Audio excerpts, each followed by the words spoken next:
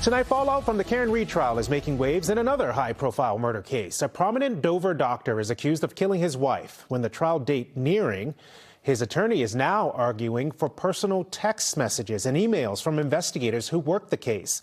It all stems from the stunning testimony of embattled Massachusetts State Trooper Michael Proctor. You may remember his crude text messages about Read came to light when he was on the stand.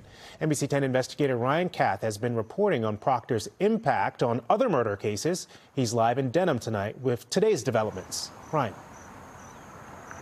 And Glenn, the closely watched Karen Read case played out right behind me, ending in the mistrial last month.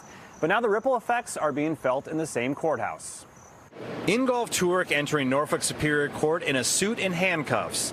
The once prominent surgeon who appeared on billboards is accused of killing his wife, Kathleen McLean, inside their Dover home in May of 2020, then dumping her body in a nearby pond. Investigators say after they found the doctor unresponsive at a Dedham hotel, he later confessed to the crime while recovering at the hospital. I think it's a legitimate motion. 4 years later, Turk's attorney Kevin Reddington arguing that they should have access to text messages and emails that police, including Massachusetts State Trooper Michael Proctor, exchanged about his client and the case during the murder investigation.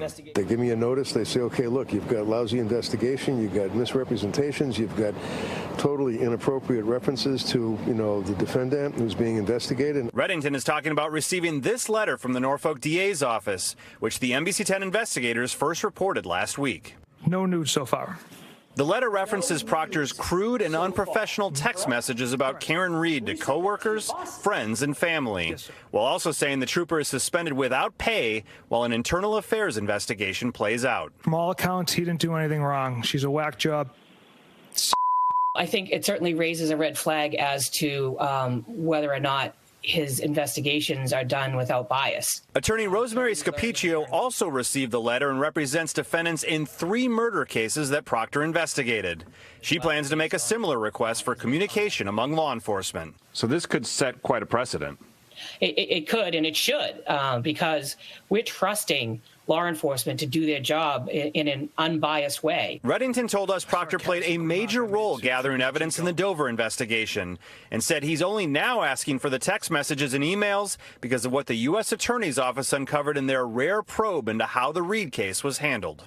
If it wasn't for the federal authorities, nobody would have known about this issue.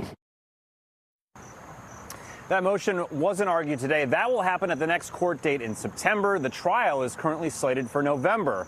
It's worth noting the judge, Beverly Cannoni, is the same judge who presided over the Karen Read trial. We're live tonight in Dedham. Ryan Kath, NBC 10 Investigators.